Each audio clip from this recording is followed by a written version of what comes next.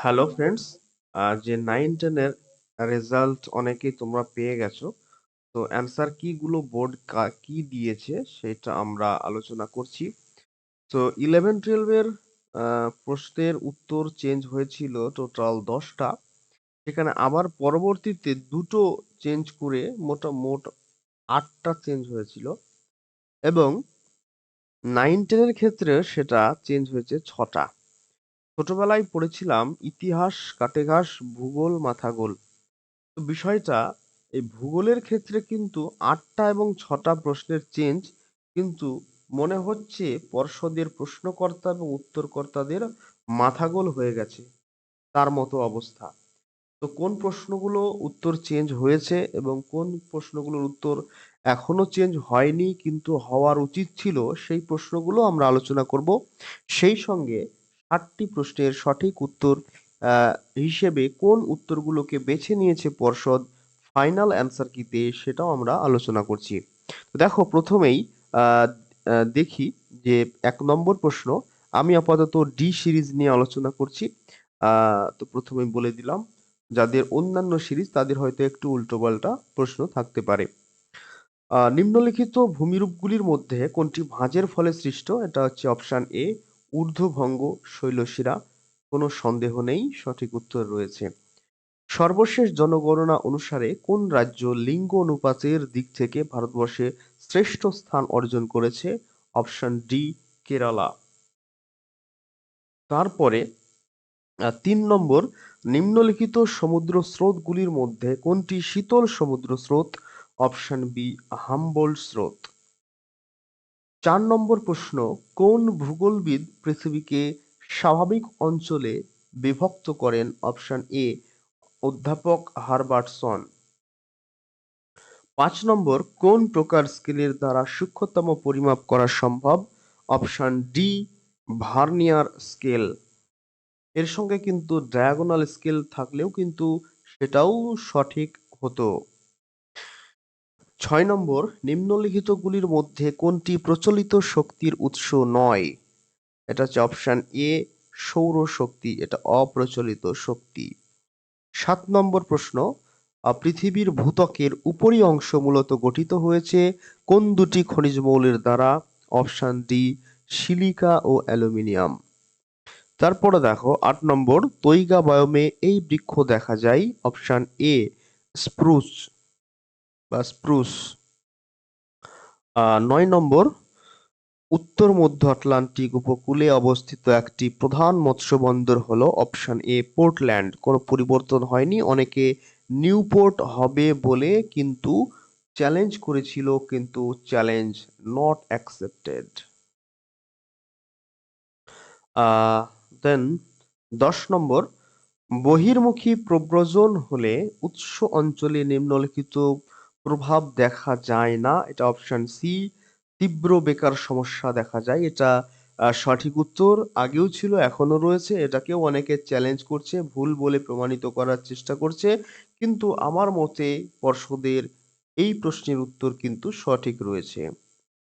11 নম্বর, শৈবাল সাগর সৃষ্টি হয়েছে কোন মহাসাগরে? এটা অপশন ডি, আটলান্টিক মহাসাগরে। এটাও অনেকে চ্যালেঞ্জ করছে যে প্রশান্ত মহাসাগর হয়, কিন্তু না, শৈবাল সাগর বা সার্গাসোসি আটলান্টিক মহাসাগরেই রয়েছে। 12 নম্বর, থার্মোক্লাইন হলো এমন একটি স্তর যেখানে গভীরতার সাথে উষ্ণতার দ্রুত পরিবর্তন হয়, বা অপশন সি সঠিক উত্তর।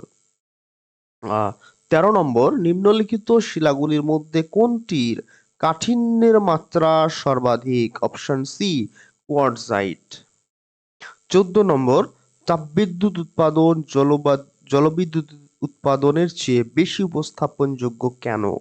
এখানে অপশন সি সঠিক উত্তর নিয়েছে। আমরা বলেছিলাম অপশন ডিও হতে পারে, কিন্তু যদি অপশন সি এর সঙ্গে অপশন ডি দুটো অ্যান্সার নিত খুবই খুশি হতাম, কিন্তু এইখানে সম্পূর্ণ উপেক্ষা করে, ডি কে উপেক্ষা করে সি কে নেওয়া হয়েছে। আমরা এ বিষয়ে সাবিন্দ্র সিং স্যারের সঙ্গে ফোন আলাপ করেছিলাম মেসেজের মাধ্যমে। তিনি অপশন ডি কে সঠিক হিসেবে নির্বাচিত করেছিলেন, কিন্তু জানি না পর্ষদের কর্মকর্তারা এটা কেন সঠিক ধরলেন না। এটা সংশয় কিন্তু এখনো থেকে গেল। 15 নম্বর প্রশ্ন, পশ্চিম ঘাট ও পূর্ব ঘাট পর্বত মিলিত হয়েছে কোথায়? নীলগিরি পাহাড়ে। এটা অনেক পরীক্ষায় কিন্তু এসেছে এই প্রশ্নটি, বিশেষ করে WBCS বা মিসলেনিয়াস টাইপের বিভিন্ন পরীক্ষায়। তারপরে 16 নম্বর প্রশ্নের উত্তর কিন্তু পরিবর্তিত হয়েছে। কম বৃষ্টিপাতযুক্ত অঞ্চলে কোন মাটি গড়ে ওঠে? এটা প্রথমে পেডোক্যাল উত্তর নেওয়া হয়েছিল, কিন্তু পরবর্তীতে চ্যালেঞ্জের ফলে কিন্তু লবণাক্ত মাটিকেও কিন্তু উত্তর হিসাবে সঠিক উত্তর হিসেবে বিবেচনা করা হয়েছে। অর্থাৎ এ এবং সি যে কোনো একটা করলে কিন্তু সঠিক নম্বর পাওয়া যাবে। বি এবং ডি এই দুটোর মধ্যে উত্তর করলে নম্বর পাওয়া যাবে না। 17 নম্বর, স্বল্প লবণতা সাধারণত দেখা যায় নদীর মোহনায়। অপশন সি সঠিক উত্তর। 18 নম্বর, নিক বিন্দুর উদ্ভব হয় বহুচক্রিক নদী উপত্যকায়। অপশন এ সঠিক উত্তর। তারপরে 19 নম্বর, উষ্ণ আর্দ্র জলবায়ুতে চুনাপাথরের উপর কোন প্রকার রাসায়নিক আবহবিকার ঘটতে দেখা যায়? অপশন বি অঙ্গারযোজন বা কার্বনেশন। তারপরে 20 নম্বর, কর্ণাটকের শিমোগা জেলায় প্রচুর পরিমাণে কোন খনিজ পদার্থ পাওয়া যায়? Option A manganese. 21 নম্বর প্রশ্ন, মূল স্কেলের ক্ষুদ্রতম ঘরের মান ও ভার্নিয়ার বিভাগ সংখ্যার অনুপাতকে কি বলা হয়? অপশন সি ভার্নিয়ার ধ্রুবক বলা হয়। এরপর 22 নম্বর প্রশ্ন খুবই সহজ, ভারতের ম্যানচেস্টার হলো? Option C Ahmedabad. এরকম প্রশ্ন একটা চাকরির শিক্ষকতার চাকরি পরীক্ষায় না দেওয়াই বাঞ্ছনীয়। দেখো 23 নম্বর প্রশ্ন, শুষ্কতা সহ সহ্যকারী উদ্ভিদকে বলা হয়? Option D xerophyte. তারপর 24 নম্বর প্রশ্ন, ভারতবর্ষে গম চাষের প্রগাঢ়তা সবচেয়ে বেশি এই রাজ্যে। এখানে প্রথমে দিয়েছিল অপশন এ পাঞ্জাব। তারপর এই প্রশ্নের মধ্যে সঠিক উত্তর পর্ষদ খুঁজে পায়নি বলে সবকটাকে সঠিক উত্তর দিয়েছে, কিন্তু আমার ব্যক্তিগত মতামত হলো এই চারটি রাজ্যের মধ্যে যেখানে গম চাষের ইন্টেন্সিটি সব থেকে বেশি, সেটাকে উত্তর নিলে খুবই খুশি হতাম। সেখানে 4জন নম্বর না পেয়ে মাত্র 1জন নম্বর পেত, তবে আমি খুব ভালোভাবে খুশি হতাম। তোমরা কি তোমাদের কি মতামত কমেন্টে জানাতে অবশ্যই কিন্তু ভুলবে না। তারপরে দেখো 25 নম্বর প্রশ্ন, রাজস্থানের মরু অঞ্চলে বায়ুর সঞ্চয় কার্যের ফলে গঠিত বালিয়াড়িগুলি কি নামে অভিহিত? বালিয়াড়ির অনেক নাম রয়েছে, কিন্তু স্পেশালি রাজস্থানে ধ্রিয়ান নামে পরিচিত ছিল এই বালিয়াড়িগুলি। কিন্তু চ্যালেঞ্জের ফলে কিন্তু বারখান শিপকেও বোর্ড নম্বর দিয়েছে। এখানেও কিন্তু ধ্রিয়ান যারা আগে থেকেই করেছিল তারা কিন্তু একটু ব্যাকফুটে চলে গেল। এই ধরনের প্রশ্নের ক্ষেত্রে ভালো বা গুড স্টুডেন্টের কিন্তু একটু সমস্যা হয়। তারপরে 26 নম্বর, উষ্ণতার বৈপরীত্য এই কারণে সৃষ্টি হয়। এখানে এ বি সি সবকটি প্রযোজ্য, তাই অপশন ডি উপরের সবগুলোই কিন্তু সঠিক উত্তর। 27 নম্বর, নদীর নিম্নক্ষয়ের সর্বনিম্ন হার পরিলক্ষিত হয়। অপশন সি সমুদ্র তলের নিকটে। তারপরে 28 নম্বর, ভারতের এই অঞ্চলে বছরে 2 ঋতুতেই বৃষ্টিপাত হয়। অপশন সি তামিলনাড়ু উপকূলে। 29 নম্বর, কোন প্রকার পাতসীমান্তে মহাসাগরীয় শৈলশিরা গঠিত হয়েছে? Option B প্রতিসারি পাতসীমান্ত। 30 নম্বর প্রশ্ন, মহাদেশীয় উপকূল ও মহীঢালের মধ্যবর্তী অঞ্চলকে কি বলা হয়? মহীসোপান বা কন্টিনেন্টাল শেলফ বলা হয়। 31 নম্বর, বাস্তুতন্ত্রের একটি পুষ্টিস্তর থেকে পরবর্তী পুষ্টিস্তরে কত শতাংশ শক্তি স্থানান্তরিত হয়? Option B 10%। এরপর 32 নম্বর, পৃথিবীর কোন মহাদেশে সর্বাধিক জনঘনত্ব পরিলক্ষিত হয়? Option D Asia. টোটাল জনসংখ্যাও বেশি, জনসংখ্যার ঘনত্বও বেশি।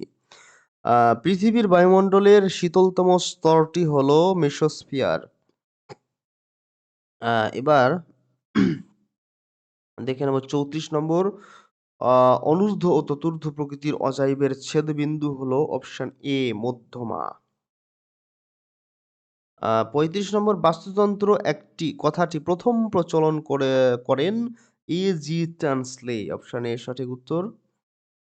ভারতের এই প্রদেশগুলির মধ্যে কোথায় আদিবাসী জনসংখ্যা সবচেয়ে বেশি? Option A Madhya Pradesh. ৩৭ number. Japan উপকূলে উদ্ভূত ক্রান্তীয় ঘূর্ণিঝড়টি এটা টাইফুন নামে পরিচিত। অপশন ডি সঠিক উত্তর। ৩৮ নম্বর প্রশ্ন। সমুদ্র জলের লবণতার প্রধান উৎস হলো মহাদেশীয় ক্ষয়ীভূত পদার্থ। এটা হচ্ছে ৩৮ নম্বর প্রশ্ন। ৩৯ নম্বর। ঢালের উপর অবস্থিত দেওয়াল হেলে পড়া কোন ধরনের পুঞ্জিত ক্ষয়ের ফলাফল? অপশন ডি মৃত্তিকা বিসর্পণ বা সয়েল ক্রিপ। এই সয়েল ক্রিপ কিন্তু এসএসসির খুবই প্রিয় একটা টপিক প্রশ্নকর্তাদের। প্রত্যেকটি পরীক্ষায় কিন্তু সয়েল ক্রিপ কিন্তু রয়েছে। 2016তেও ছিল, 2025-এর দুটো 9, 10, 11, 12 দুটো পরীক্ষায় কিন্তু সয়েল ক্রিপ ছিল। 40 নম্বর। এর মধ্যে কোনটি বাস্তুতন্ত্রের বিয়োজকের ভূমিকা পালন করে? এটা অপশন সি ক্লস্ট্রিডিয়াম। 41 নম্বর প্রশ্ন। লৌহ আকরিকের মধ্যে শতকরা লোহার ভাগ সবচেয়ে বেশি থাকে কোনটি? অপশন সি ম্যাগনেটাইটে। তারপরে নিম্নলিখিত আগ্নেয়গিরিগুলির মধ্যে কোনটি মৃত আগ্নেয়গিরি উদাহরণ? এখানে নারকন্ডামকে প্রথমে নেওয়া হয়েছিল কিন্তু পরে খুঁজে পাওয়া যায়নি এর মধ্যে কোনটা মৃত। তাই প্রশ্নটিকে ভুল বিবেচনা করে সবগুলিকে সঠিক উত্তর দেওয়া হয়েছে। কিন্তু বিশেষ করে চাকরির পরীক্ষায় মানে অধিক সঠিকটাকে গ্রহণ করে বাকিগুলোকে ভুল ধরে নেওয়াই শ্রেয়। কিন্তু এখানে বিভিন্ন কোর্ট কাচারি হতে পারে বা হাইকোর্টে চলে যেতে পারে বলে এইগুলোকে কিন্তু খুবই সতর্কতার সহিত মার্ক টু অল করা হয়েছে বা মার্ক ফর অল করা হয়েছে। ঠিক আছে, এই মার্ক ফর অল করার কারণে কিন্তু প্রথমে অনেক পরীক্ষার্থীর নম্বর কিন্তু বেড়ে গিয়েছে। তারপরে 43 সাভানা তৃণভূমি অঞ্চলে পশুপালক যাযাবরের একটি গোষ্ঠী হলো অপশন সি মাসাই গোষ্ঠী। পৃথিবীর ভূত্বকের কোন অংশ ঘনত্ব সর্বাধিক? প্রথমে এটা কেন্দ্রমণ্ডল করেছিল, কিন্তু আমরা বলেছিলাম এটা চ্যালেঞ্জ করলে চেঞ্জ হবে, চ্যালেঞ্জ হয়েছে, চেঞ্জও হয়েছে। মহাসাগরীয় ভূত্বক। শুধুমাত্র এই প্রশ্নটার উত্তর পরিবর্তনের কারণে অনেকের নম্বর -1 হয়ে গেছে। ঠিক আছে, 1 নম্বর কমে গেছে। বাকি আরও 5টা প্রশ্নের উত্তর পরিবর্তন হলেও সেখানে কিন্তু অনেকের +5 হওয়ার সম্ভাবনা রয়েছে, বা আগে থেকে কেউ পেয়ে থাকলে সেটা কিন্তু পারবে না। 6টার মধ্যে একটা নম্বর পরিবর্তন হয়েছে, বাকি সবই রয়েছে। বাকি টোটাল অপশন অ্যাড হয়েছে, কোনো পরিবর্তন কমেনি। নিম্নলিখিত দেশগুলির মধ্যে কোথায় বার্ষিক জনসংখ্যা বৃদ্ধির হার সর্বাধিক? অপশন সি আফগানিস্তানে। তারপরে এটা ভারত এবং সোভিয়েত বিজ্ঞানীদের যৌথ প্রচেষ্টায় মনেক্স সঞ্চালিত হয়। এটা অপশন বি সঠিক উত্তর হিসেবে বিবেচিত হয়েছিল মডেল অ্যান্সার কিতে, এবং আমি মনে করি যে এটাই কারেক্ট অ্যান্সার। ঠিক আছে, কিন্তু বইতে যেহেতু লেখা আছে 1973, অনেক বইতে লেখা আছে, সেই কারণে এটাকে প্রশ্নটাকে ভুল বিবেচনা করে সকলকে নম্বর দেওয়া হয়েছে। কিন্তু আদতে দেখতে গেলে 1978-এর ডিসেম্বর এবং 1979-র জানুয়ারি বা ফেব্রুয়ারি পর্যন্ত এই মোনেক্স কিন্তু সংগঠিত হয়েছিল। এটা বি সঠিক উত্তর ছিল। তোমাদের কি মতামত অবশ্যই কমেন্ট করে জানাবে। তারপরে দেখো 47, ভারত সরকার কোন সালে জৈবিক বৈচিত্র্য আইন প্রণয়ন করেন? এটা অপশন সি 2002 সঠিক উত্তর। 48 নম্বর, একটি দেশের জনঘনত্ব মানচিত্র উপস্থাপন করার জন্য কোন প্রকারের কার্টোগ্রাম সর্বাপেক্ষা উপযুক্ত হবে? Option B choropleth map. ৪৯ নম্বর প্রশ্ন, নিম্নলিখিত দেশগুলির মধ্যে কোনটিতে নাশপাতি আকৃতির বয়ঃক্রমিক লিঙ্গানুপাত পিরামিড দেখতে পাওয়া যায়? Option D, Norway. ৫০ নম্বর, ইন্দোনেশিয়ার স্থানান্তর কৃষি কি নামে পরিচিত? এটা লাদাং নামে পরিচিত। এটা অনেকে চ্যালেঞ্জ করার চেষ্টা করেছে, যেহেতু ইন্দোনেশিয়ায় বইতে মালয়েশিয়ায় লাদাং বলে লেখা আছে, ইন্দোনেশিয়ায় হুমা বলে লেখা আছে, কিন্তু ইন্দোনেশিয়াতেও লাদাং বলে লেখা আছে এনসিইআরটির বইয়ে, সেটা আমরা প্রথমে দেখিয়েছিলাম। যারা চ্যালেঞ্জ করেছিল তোমাদের পয়সাটা কিন্তু এসএসসি মেরে নিয়েছে।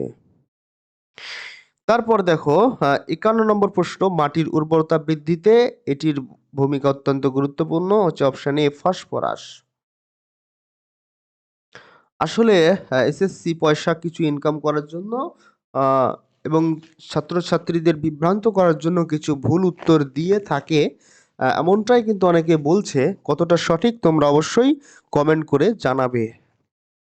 কিছু শিল্প প্রধানত কাঁচামালের নিকট গড়ে ওঠে, একটি উল্লেখযোগ্য উদাহরণ হলো এটা চিনি শিল্প, অবশ্যই কাঁচামালের নিকটেই হতে হবে। তারপরে ৫৩ নম্বর প্রশ্ন, কোন সূত্র অনুযায়ী দক্ষিণ গোলার্ধে বায়ুর প্রবাহের দিকে পিছন করে দাঁড়ালে নিম্নচাপ এলাকা ডান দিকে থাকবে? অপশন সি, বাইস ব্যালট সূত্র। একটি নির্দিষ্ট অঞ্চলে মানুষ জমি অনুপাতের আদর্শ অবস্থানকে বলা হয় কাম্য জনসংখ্যা। তারপর ৫৫ নম্বর প্রশ্ন, ইলুভিয়েশন মাটির কোন স্তরে দেখা যায়? অপশন সি, বি স্তরে দেখা যায়, এটা অপশন সি তে রয়েছে। তারপরে ৫৬ নম্বর প্রশ্ন, এগুলির মধ্যে উচ্চ ফলনশীল ধানের জাত নয় কোনটা? এটা সোনালিকা, এটা উচ্চ ফলনশীল গমের জাত। এবং একটা ট্রাক্টর কোম্পানিও কিন্তু রয়েছে এই সোনালিকা নামে, ঠিক আছে, যেটা জমি চাষ করে। তারপরে ৫৭, ভূমিরূপ হলো ভূগঠন প্রক্রিয়া ও পর্যায়ের সমন্বিত ফল, তত্ত্বটির প্রবক্তা হলেন ডব্লিউ.এম. ডেভিস বা উইলিয়াম মরিস ডেভিস। ১৮ নম্বর প্রশ্ন, একটি পাইগ্রাফের কেন্দ্রে উৎপন্ন কোণের সর্বমোট মান কত? এটা হচ্ছে অপশন ডি, ৩৬০ ডিগ্রি। নিম্নলিখিত অভিক্ষেপগুলির মধ্যে কোনটির ক্ষেত্রে অভিক্ষেপ তল মধ্য অক্ষাংশকে স্পর্শ করে? অপশন সি, সাধারণ সাংকব অভিক্ষেপ। তারপরে ৬০ নম্বর প্রশ্ন, এর মধ্যে ভারতের কোন নদীটি পূর্ববাহিনী নয়? এটা হচ্ছে তাপি পূর্ববাহিনী নয়।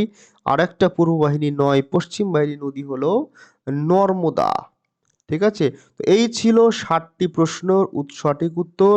তোমার স্কোর কত হয়ে দাঁড়ালো অবশ্যই কমেন্ট করে জানাবে। আর একটা বিশেষ কথা বলে রাখি যে 11-12-এ কিন্তু কোনো ফ্রেশারদের সুযোগ হয়নি। এই 10-এর চক্করে কিন্তু ফ্রেশাররা বাদ পড়ে গেছে, শুধুমাত্র গুটি কয়েক ক্যাটাগরির ফ্রেশার চান্স পেয়েছে। সেটা আশা করি 9-10-এর ক্ষেত্রে কিন্তু এর একটু অন্যথা হতে পারে, কারণ হচ্ছে 9-10-এ ভ্যাকান্সি বেশি। আর যদি এই হাইকোর্টে 10 মার্কের গল্প ইন্টারভিউয়ের পরে চলে যায় তাহলে তো কোনো কথাই নেই, তখন ফ্রেশাররা কিন্তু বাজিমাত করবে। আর এইখানে ব্যাকফুটে চলে যেতে পারে যারা এক্সপিরিয়েন্সের নম্বর পাওয়া ক্যান্ডিডেট, অর্থাৎ আনটেইন্টেড টিচার্স। তো ভিডিওটি কেমন লাগলো অবশ্যই কমেন্ট করে জানাবে। আজকের মতো এই পর্যন্তই, দেখা হবে পরের ভিডিওতে। কোনো মতামত থাকলে অবশ্যই কমেন্ট করে জানাবে, চ্যানেলটিকে সাবস্ক্রাইব করবে। ধন্যবাদ, ভালো থাকো, সুস্থ থাকো।